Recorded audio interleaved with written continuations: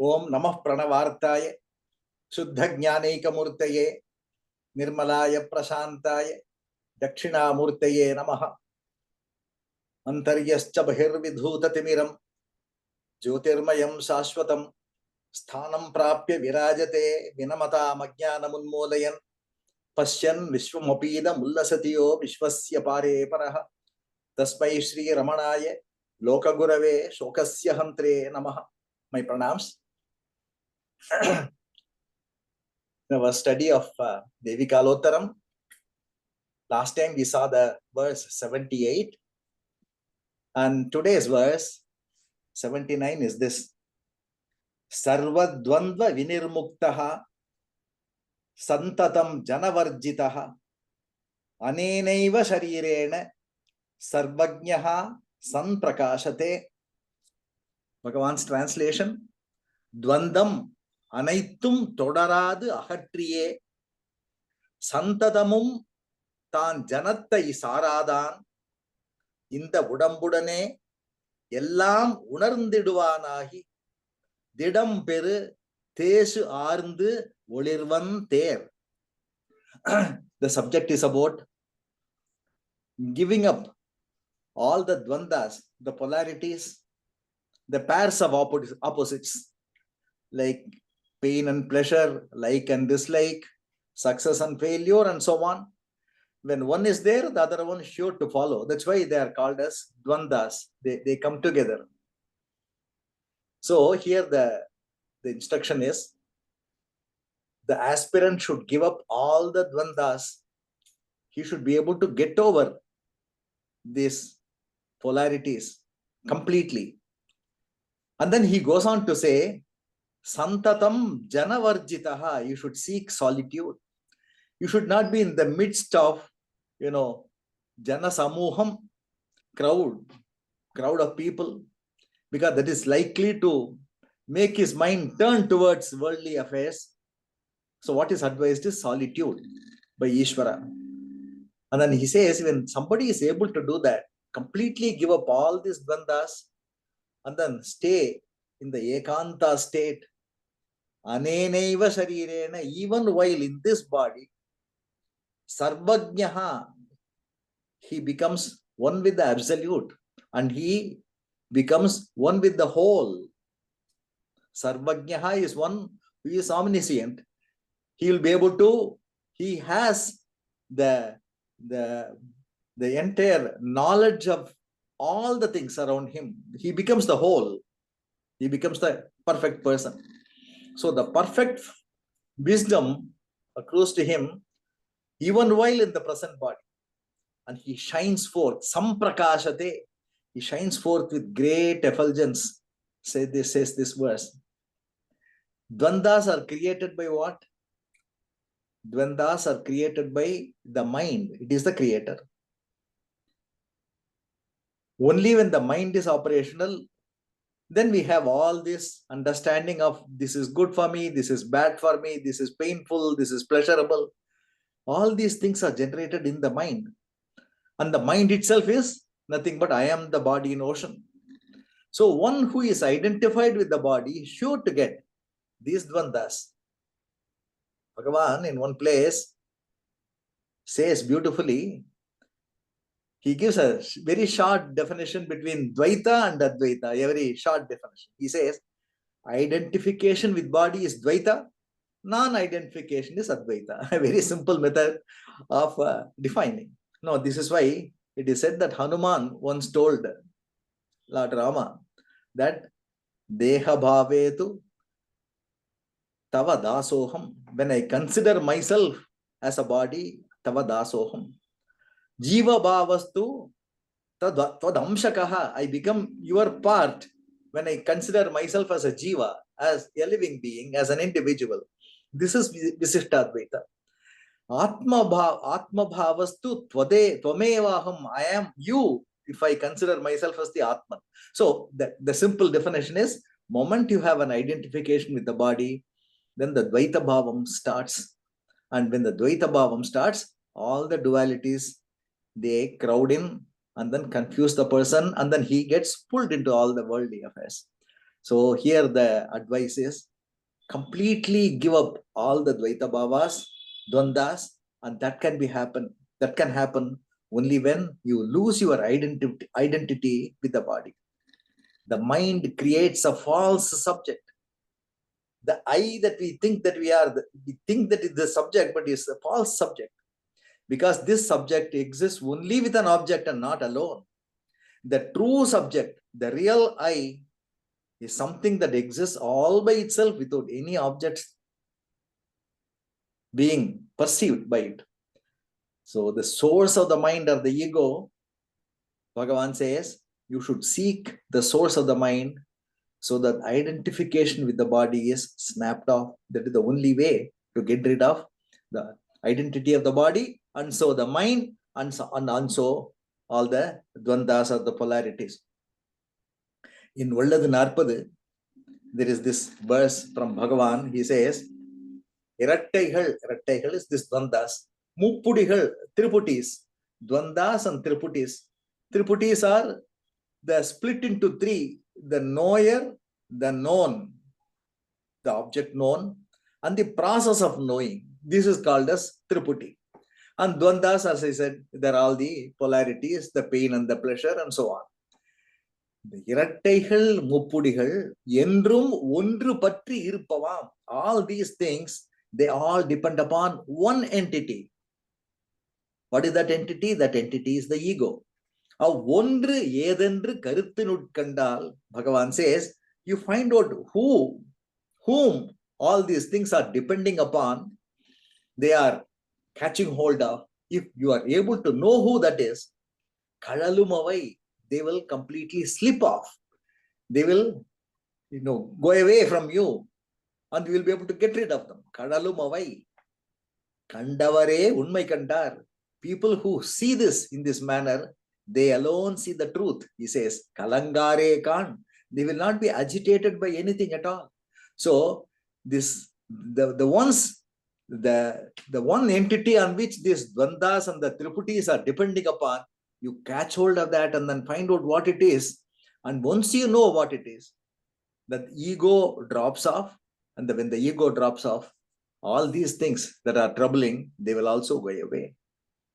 Then the next subject topic that Ishvara is talking about is Jana Varjitaha. Janattai Saradan, says Bhagavan. Jana Varjitaha means living away from all the crowd, far from the madding crowd. You should seek that. And this is the best. An aspirant can have the best aspect of an aspirant is only his ability to seek solitude and remain in solitude. He should prefer solitude all the time.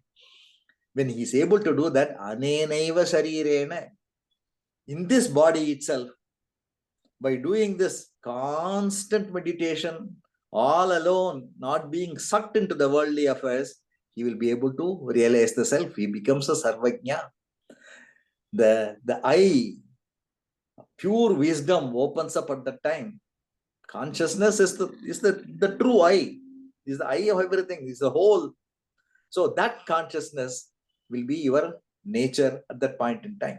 Jana varjitaha. Stay in solitude.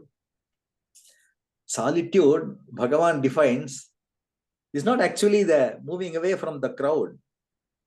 Moving away from your thoughts and your perceptions.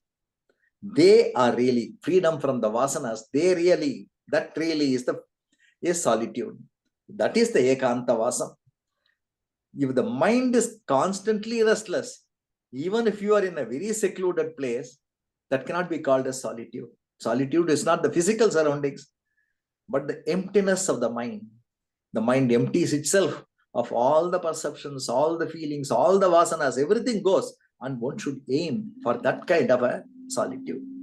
And there is a beautiful verse that Muruganar has composed in Guru Vachaka Kovai.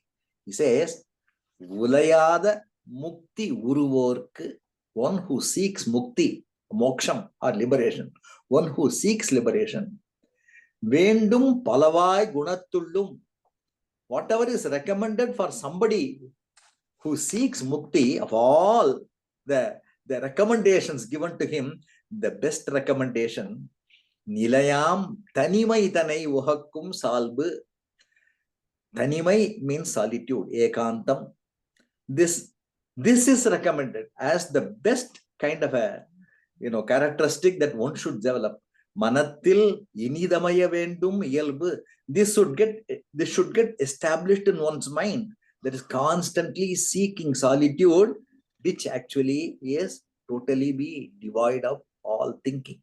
A thought-free awareness should be his aim, and when he is able to do that, then his mind gets settled, and then what follows is only the mukti. This is the best recommendation that can be given. Solitude is the best recommendation. Kanakammal writes about her experience. I believe she once met Kanchi Paramacharya. At the time, Bhagavan was no more. And, after the Mahanirvan. And, her people were compelling her, why are you still staying in Ramanashramam? Come out and then stay with us in this family. But she refused. She liked the stay in Ramanashramam. So, in order to satisfy them, once she went and met Paramacharya, it seems Paramacharya looked at her and asked her 3 questions. Ekanta vasamo, are you living in solitude? And it seems Kanakammal was quite surprised by that question. And then she said very gladly, yes. And then she said, Vedanta Shravanamo. So every day, Vedanta Shravanam, always listening to all the great noble truths of Vedantam. She said yes again. So thrilled to hear that question from him. And I believe he asked again, Swayam Pakamo. So you do the cooking yourself and eating? And then she said again, yes. So he gave his approval. So the people who took her, with the idea of, getting the advice from him that she should move away to the family, that was gone. And then she continued to stay in Ramanashram. She writes about it, Ekanta Vasam. So nothing can be like that, being in the crowd of people. At least we should start with that. Reaching the state of thought-free awareness is far off. But at least not getting involved in all kinds of activities and all kinds of jana samoham, that should be avoided. For an aspirant, this is a very important thing. All kinds of activities we pick up unknowingly, and this is going to work against our spiritual aspirations. That is what is mentioned by this. Actually, Lord Krishna himself mentions about this Ekantavasam in one of the places, and the reference comes from Suri Nagamma's letters. In one of the letters, there is a conversation. I will just read that particular portion. She writes, Suri Nagamma writes, that a priest, one Shastri, who was present, he inquired, it is said in the Bhagavad Gita, in the chapter 13, Vivikta Desha Sevitvam Aratihi Jana Samsadi. Vivikta Desha Sevitvam, it is generally translated as to stay in a secluded and a holy place. Aratihi, not taking any delight, not enjoying or entertaining oneself in the company of people. Aratihi Jana Samsadi. And then he says, this is what Lord Krishna recommends. The entire shloka is this. Maicha ananya yogena bhaktihi avyabhicharini vivikta desha sevitvam aratihi jana samsadi. This is the entire slokam where Bhagavan says, Krishna says, that bhaktihi avyabhicharini, that a bhakti that does not move away from that goal. Only that and nothing else. That ananya bhakti. Maicha ananya yogena, he says, if somebody solely concentrates on me alone and nothing else, and if he is able to go to a secluded, holy place and moving away from jana samsadi, then all the company of men, he does not, he avoids not enjoying the company of men. If he is able to lead a life like that, he says he will reach me. That's what he said. So the question is, what does he mean by this Vivikta Desha Sevitvam? For that, Bhagavan gives an usual, extraordinary answer he gives. He says, Vivikta Desha, says Bhagavan, is that where there is nothing but the Supreme Self, the Paramatma. So the holy place is nothing but one's own self. That is the holiest of places. Aratihi Jana Samsadi means to remain without getting mixed up with or absorbed by the five senses, the Vishayas. Though your Indriyas are the ones that you should avoid. You are able to avoid those Indriyas, all the chesta, the constant movement of the Indriyas attracting you with sceneries, with music, with the sound, and all these things. They are the ones that absorb you, that attract you, and then your mind goes there. If you are able to stay away from them, that is the meaning of Aratihi Jana Samsati. It is not actually a crowd of men. The crowd that is actually in your mind in the form of all these Indriya Vishayas. So his explanation is Vivikta Desha is your own self, and the not getting involved in the Indriyas is what Lord Krishna is saying, the highest, profoundest meaning Bhagavan gives. For any one of the Bhagavad Gita slokas, ordinary understanding is one thing, and Bhagavan's interpretation would be at the highest level. So here, Lord Krishna talks about this Ekantam, Viktadeya Sevitvam, Aratihi Jana Samsati. So all the saints and sages, they recommend to an aspirant who is about to reach the final stage, he should really look for the solitude of the mind and not get mixed up with all the worldly activities, and then not let the Indriyas flow out into the world, and then dragging the mind along with it. Aimbula Kalvar, Ahattinil Pukumbod, Ahattini Ilayo Arunachala, says Bhagavan. These are the five robbers. They come and then take away our awareness, and that is all our wealth. They steal our awareness and then carry it with them. They hijack this awareness. At that time, are you not there in me? Arunachala, he says. Uruvana munnai odithu evar varuvar, he says again. No, this is your conspiracy, Arunachala. You are cheating me. You have been there all along. There cannot be a time when you are not there in me, but still you allowed these robbers to enter the house and then carry me away. So this is the complaint that Bhagavan makes, in the sense, Bhagavan, Arunachala, please don't let me be dragged away by these Indriyas. Aratihi Jana Samsadi, that is the real meaning. So this is the import of this shloka, where Ishvara says, Anenaiva sharirena, even in this body, you don't have to really look for any other time. In this lifetime, it is possible for you to do this if you are able to do these things. A meditation, constantly keeping your mind on me, and without getting swayed by the Indriyas, you spend time, it is possible for you to reach that Sarvajñatvam, that pure consciousness, which is the eye of wisdom. And you will be able to pick up. You become the whole. Everything is you. There is nothing other than you. Yellam unarndiduvanahi, says Bhagavan. You become the very heart of existence in all the creatures. Then what is it that you do not know? You know everything. That is the state. Didam peru tesu arundu olirvan, he says. Your mind becomes so very strong. Tesu arundu, you will become effulgent, and then you become the whole, and everything is in you, and you are in everything. That kind of a state can be achieved even in this lifetime, says Ishvara. This is the 79th verse. We will go to verse number 80. Jnanenaiva hi moksha syat bhavet siddhi nirartaka. Once again, there is a mention about this siddhi.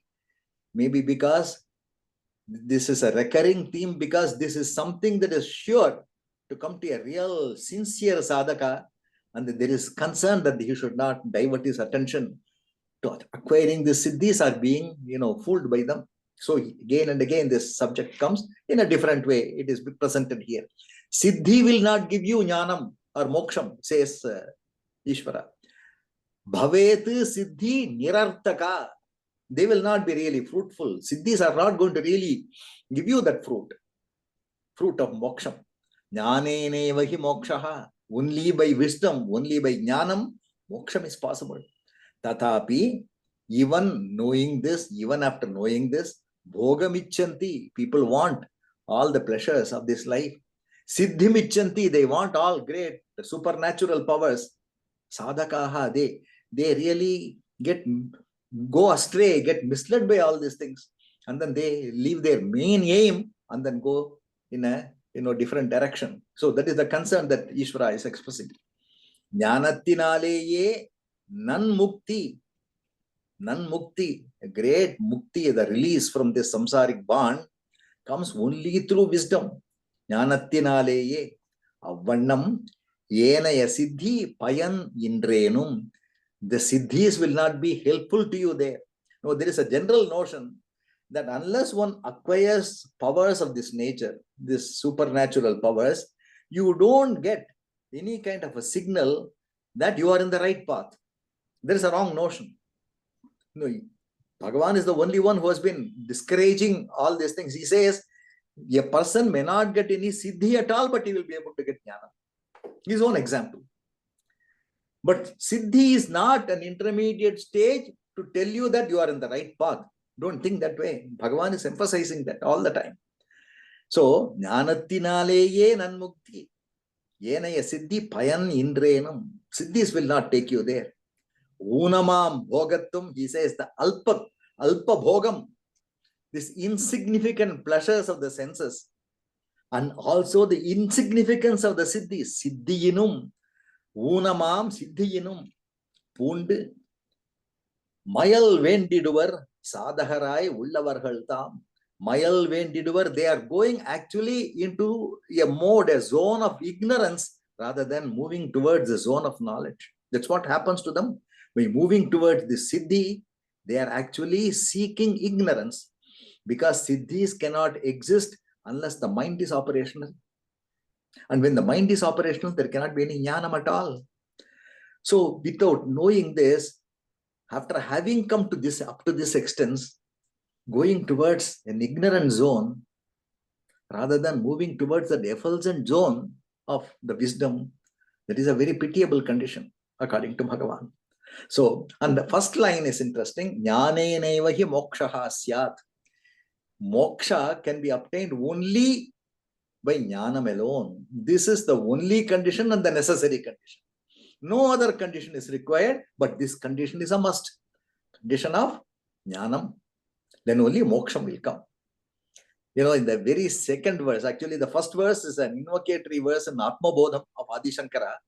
In the very second verse, so for all practical purposes, the very first verse of the actual text, Adi Shankara says in Atma Bodham, Bodho anya sadhanebhyo hi sakshan mokshaika sadhanam.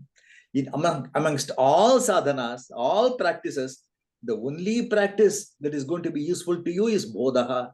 And he gives an example how this is a necessary and an essential thing to have. Pakasya vannivat jnanam bina mokshona siddhyati. Meaning pakasya means cooking. For cooking, vanni is agni, a heating source. A heat source is required for cooking. This essentiality of the heating source, how important is an heating source for cooking, in the same way for moksham, jnanam is the only source. So he is comparing jnanam to the agni that is going to make cooking possible. There is an interesting incident that Bhagavan, talks about. In the earlier times when they were all staying in Skandashramam, every now and then, I believe, a group of people and Bhagavan would go up to the top of the hill, peak of the hill, spend some time there and then come down. They were all young at that time. And so it was possible for Bhagavan also to join them and go on. And it seems on one occasion, they left behind Palani Swami and the rest of the group. They packed everything and all the cooking vessels and, the things like cooking materials like rice, dal, vegetables, etc. They cooked everything, they packed everything. And then they took it with them on their way to the journey up to the peak of the hill. And there is a place by name Yelu Sunai. Bhagavan has talked about it. I believe there is 7 ponds. They exist there through small waterfalls. Some ponds are formed in that place. that Yelu Sunai, very often there are mention about this Yelu Sunai in Bhagavan's life history. It seems in the morning they started, and by the time they reached this part, it seems it was very hot and everybody was exhausted, very tired and hungry. So they decided to stop their journey at that place and then eat something and then proceed further. They took bath in the pond and then they all prepared themselves to cook food. They opened up whatever was packaged, all the vessels came out and all the materials came out. And when they were about to start cooking, they realized there was no matchbox. So they could not do any cooking at all. All the materials are there. They are very hungry, but there was no method of starting the cooking. It seems Bhagavan laughed at that time and then he said, this is exactly what the Acharya mentioned in his Atma Bodham. He quoted this verse and he says, what is the use of having all these things when you don't have a method of starting Agni? As important as Agni is for cooking, Jnanam is important for moksha. That is I believe they sent somebody down to Skandashramam to complete the story. And I believe Palaniswami sent through somebody else a matchbox and then they finished their cooking and then they ate and then they finally went up. Anyway, the importance is Bhagavan mentioning that Pakasya vannivat jnanam bina moksho na siddhyati. Without the help of Agni, Pakam is not possible. Without the help of Jnanam, Moksham is not possible. Na siddhyati. So, this is the importance of Jnaneneva hi mokshasyat bhavet siddhi nirartaka. Actually, as I was saying, siddhi is not an intermediate stage. Actually, when someone is progressing in Ramana Gita, this is a very good description of this. When is progressing in the path of Jnanam, there is a place where these two paths, they branch off. One path takes you into the mode of siddhis, getting all the supernatural powers, and then there is another branch that takes you to Jnanam. It is not an intermediate stage, but a stage where these two branches, these two things branch off from each other. So they are not in the same direction, they are in the opposite direction. So all the saints and sages, including Lord Krishna in Srimad Bhagavatam, they warn an aspirant against this. If a siddhi comes to you, ignore it and then continue with your jnana sadhana. That is what one has to do. So why do you have to really go? Bhagavan says here, Ishvara says here, bhogam ichanti. Why are people going after this bhogam and this siddhim? Siddhim ichanti sadhakaha. It's such an amazing thing. Actually, you are actually standing before the very Lord of the universe at one stage, and whatever you ask, he will be able to give you. And it is a pity if you are going to ask him for a stale gruel when he is able to give you the very best of food for you. And he will give everything for you, including himself. He is prepared to give. And you have reduced yourself to the level of begging him for something very alpam, like a stale gruel. That is the pity, he says. Siddhimichanti sadhakaha. I was mentioning about Ramana Gita, where Bhagavan says that the very wholeness is likely to be achieved by you, is about to be achieved by you. Don't get distracted. This particular discussion on the siddhis, it occurs on the 5th chapter of Ramana Gita, where Bhagavan says that everything is contained in the heart. There is nothing that you need to seek outside of the heart. Andam Vapushi Nishesham. This entire universe, Nishesham, without any kind of without any fail.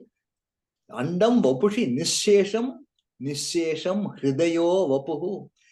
All this Hridaye Vapuhu. Entire universe is in the body and the body is totally in the heart. So the whole universe is contained in the heart. Heart here is that pure consciousness which you are seeking now. That pure jnanam you are seeking. That contains everything. Tasmat andasya sarvasya hridayam rupa sangraha. The entire thing is contained in the heart.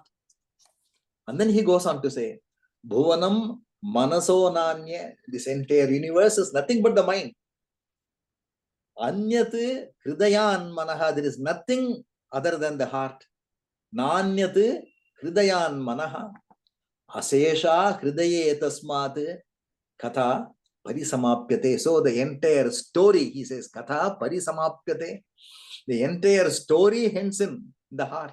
The entire story of our man, our life, all our lifetimes, they all are contained in the heart. They all end there.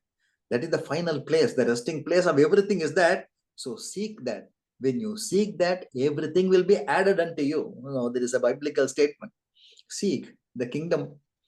Once you seek that, when that is obtained by you, everything is added unto you. And this is precisely what this Ramana Gita verse also says. Everything is contained in the heart, and seek the heart. Nothing more is required for you to do. So why all this clamoring after the siddhis? Siddhimichanti sadhakaha. This is so amazing that people are going after this. And there is also a very interesting talk from talks with Ramana Maharshi. I will just read that.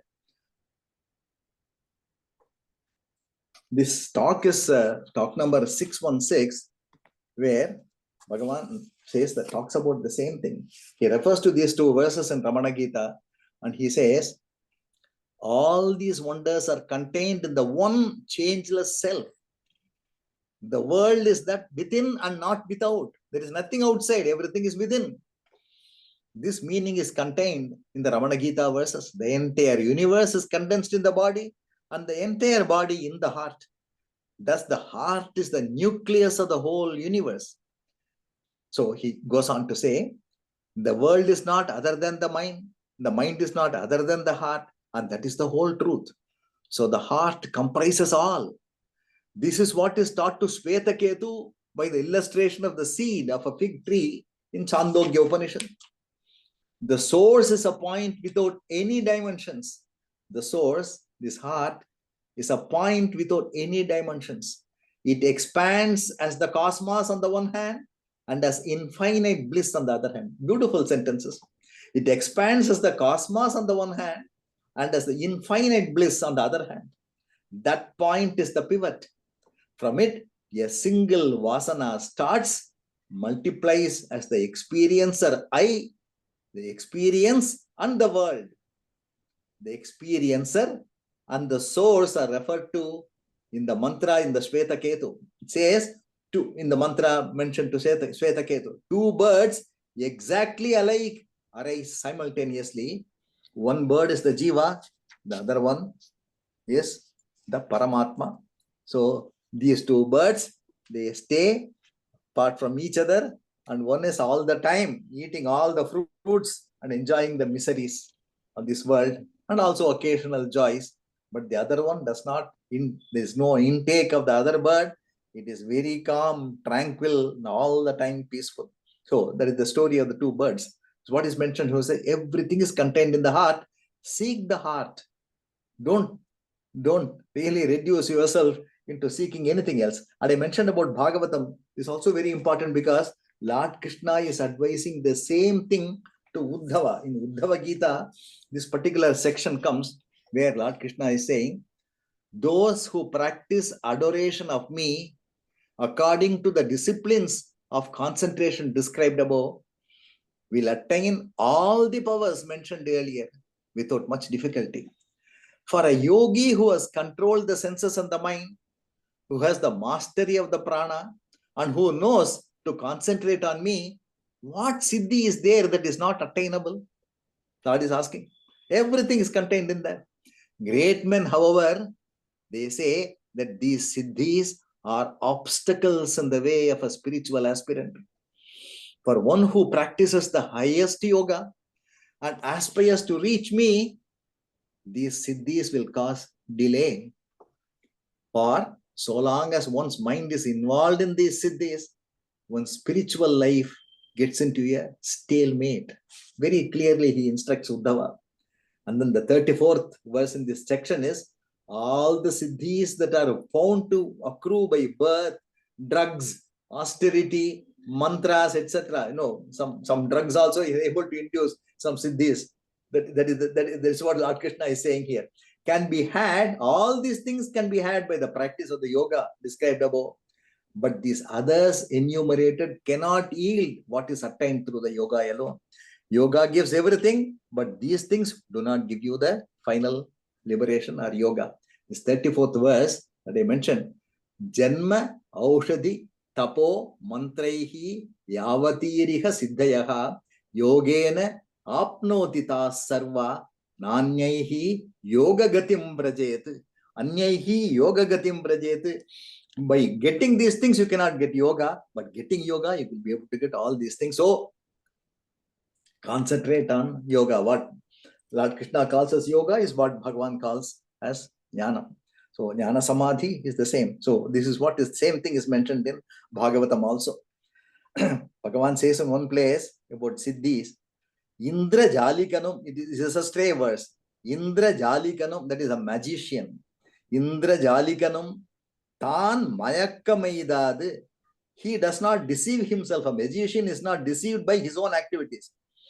He does not fool himself, whereas he fools others. In the Ulaharku Mayal Yevipan, he fools others, but he himself is not fooled. Mindane, he calls. Bhagavan says, oh my child, Siddhano, on the other hand, the Siddha is a pity. Tan Mayangi, the Siddha, is himself fooled by his own siddhi. He himself does not know that this is going to be a transient thing, power that he is going to get. So he gets deceived by his own siddhi. Cherkum mayal vulaharku. He fools others and he fools himself also. Yattanai vindai idu, he says. What an amazing thing this is, says Bhagavan in one of the stray verses. So this is the warning against siddhis by all the great sages and saints, and this is something that a very serious jnana sadhaka, because we know we look for these powers and we feel very happy, but don't ever go near them. They will totally pull you. In your last stage, you will be pulled out of your course. The 81st verse, I will cover the 81st verse and then I will end today's. Animadi gunavaptir jayatam va na jayatam tatapi muchyate dehi patim vignaya nirmalam. Anima adiyana gunam ardidha andri anuhamale akta ahalha. Beautiful translation by Bhagavan. Let them come, or for some reason they do not come to you. They just leave you alone. These siddhis, whether they come to you or do not come to you, unarnde vimalamam appadiyai, if you are able to persist in your path of attaining the pati is the Lord. Vimalamam appadiyai veedu urudal, getting that moksham by approaching that pati. Tappan amalamam dehi hari, patim vignaya nirmalam muchyate dehi. He gets released. That moksham will come to you anyway when you are constantly focusing on only the final goal. And if it is your prarabdham to get your siddhis, you may get it. But you will not have any kind of an interest in any of them. If it is to accrue to you, you will be able to get it. Seshadri Swami, we talk about that he had a lot of siddhis with him and he did not care about them. It came naturally to him. He used them, but he was a realized soul and he lived like that. And in the case of Bhagavan, he never showed any of the siddhis. Though he had everything that was possible to get, he never displayed any of them. But with some others, they may be able to display them, but without any interest in them. They just happen. That's what they used to say. So, animadi gunavaptir jayatam va na jayatam. It's a very interesting conversation that Kavyakanta has with Ramana, Bhagavan Ramana, and that is again there in the Ramana Gita. This is another chapter. I will just read out because he is asking a question to Bhagavan.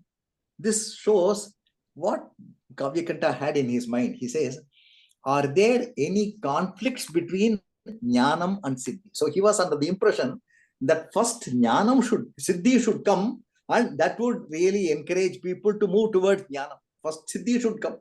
That is the feeling. So, jnanasya chapi siddhinam virodaha kim parasparam, are they mutually exclusive? He's asking Bhagavan. If siddhi comes, jnanam will not come. That's what, are you saying that, Bhagavan? Or if jnanam comes, siddhi will not be there?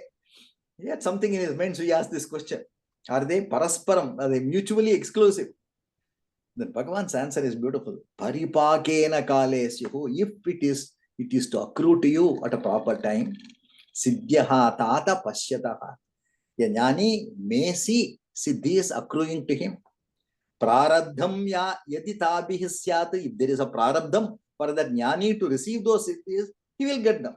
And then, he will sort of enjoy these siddhis also without getting attached to them. Viharo jnanino piva. So jnani will also enjoy siddhis if it is his prarabdham, but his interest is not in that. And then he goes on to say, Yata prapanchagrahane Swarupan netaran munehe siddhyaha kriyamanascha Swarupan netarat tata. He says, just as he looks at the universe and prapanchagrahane is just the way he is taking his Atma, the entire self, to be there. Prapancham, he does not see the Prapancham as different from him. He will not see the siddhis also as different from him. Just as he is treating this entire world, he will treat the siddhis. They're all within him. And then he is in that source of everything. So if they display themselves, so be it. Otherwise, he is not bothered about it. If he does not have any food, he will just keep quiet. He will not produce food by the siddhis. He will just keep quiet unless something comes to him. So that would be his attitude towards the siddhis. So tatapi muchyate dehi. But his concentration is only for moksham, and he will definitely get it. Whether he gets siddhis or not, he will get moksham. So he has given a very concrete answer to Kavya Kanta, saying that jnanam and siddhi are two different things. Getting jnanam without getting siddhis is possible, and that is the ultimate thing that you should do. By getting the siddhi, don't be sure that you will be able to get jnanam. So don't go towards the siddhis at all, is the final message of Bhagavan. So with this, I will conclude today's lecture. And then there'll be one more lecture on Devi Kalottaram. There are only 4 more verses remaining. We will complete them in the next session. Thank you very much.